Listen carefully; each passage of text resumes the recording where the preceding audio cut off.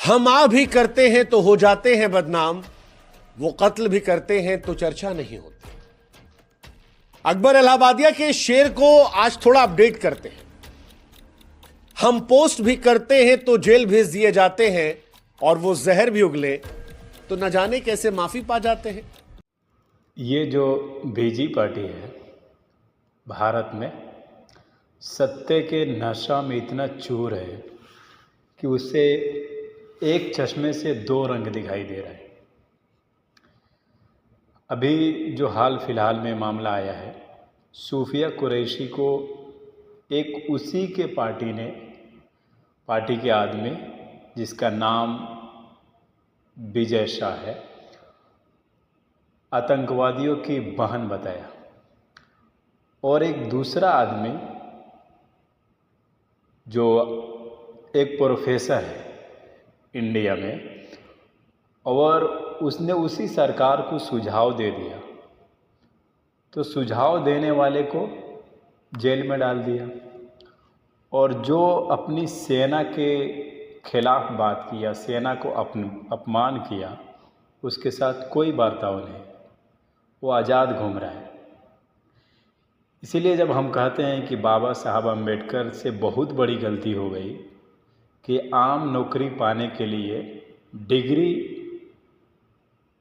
का अनिवार्य कर दिया उन्होंने, और सत्ता चलाने के लिए कोई डिग्री नहीं।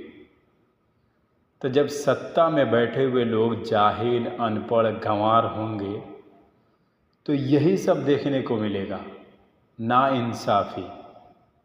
आज से 1400-1500 साल पहले मुसलमानों के नबी मोहम्मद सल्लल्लाहु अलैहि वसल्लम ने कहा था कि सत्ता में बैठे हुए राजा, हुक्मरान को अदल इंसाफ के साथ होना चाहिए। एक नज़रिए से जनता को देखना चाहिए, और देखना पड़ेगा। नहीं तो सबसे ज़्यादा अगर बुरा हाल आने वाले समय में होगा तो उस देश का होगा जिसका हुक्मरान एक नज़रिए से अपने जनता को नहीं देखता है।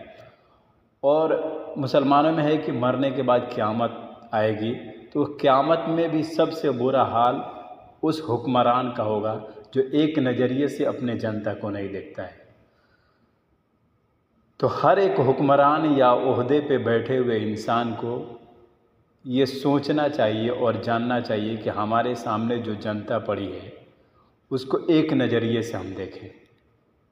दो नज़रिया देखना ये सरासर जुल्म है। और ये जुल्म कौन लोग समझेंगे? जो पढ़े लिखे हैं सत्ता में, हालांकि तो पढ़े लिखे को होना चाहिए, लेकिन बाबा साहब ने ऐसा संविधान बनाया कि पढ़ा लिखा सत्ता में पहुंच नहीं पाता है, और अनपढ़ जाहिल पहुंच के और पढ़े लिखों पे अपना हुक्म चलाते हैं। अगर संविधान में ये लिखा होता, बाबा साहब ने ये इसको अनिवार्य किया होता कि सत्ता पाने के लिए, कि कोई भी नेता बनने के लिए आपको फलाना डिग्री लाजमी है, तो आज अनपढ़ जाहिल गंवारों के हाथ में भारत की सत्ता नहीं होती। और ये नफ़रती भाषण, नफ़रत फैलाना, ये आम बात हो गया है भारत में। ये सिर्फ अनपढ़ों को सत्ता में होने की वजह से, अगर पढ़े लिखे सत्ता में आते तो ये सब नहीं होता। तो अभी भी समय है पढ़े लिखों को सत्ता में आने की, और कोशिश करें वो लोग जो पढ़े लिखे हैं वो सत्ता में और राजनीति में आने की कोशिश करें। क्योंकि जब भी आप देखोगे ना, जो भी अगर कोई जाहिल गंवार किसी ओहदे पे बैठा है, बड़ा ओहदा पे, तो या तो गरीबों के पेट पे लात मार के आगे पहुंचा है, और सत्ता पे है तो लाशों को कुचल कर वहां तक पहुंचा है। अगर पढ़ा लिखा आदमी सत्ता पे है, काबिज है, तो अपने इल्म और अपने पढ़ाई के दम पे है। लेकिन अगर आप किसी जाहिल को देखो कि वो बड़े ओहदे पे है, तो वो ज़रूर 100% गरीबों के और जनता के पेट पे लात मार के, और नहीं तो लाशों को कुचल कर वो सत्ता हासिल किया है। और आपके सामने उदाहरण है, बहुत सारे सीएम ऐसे हैं भारत में जो आप देख सकते हैं कितने कत्लेआम करके सत्ता पे काबिज हुए हैं।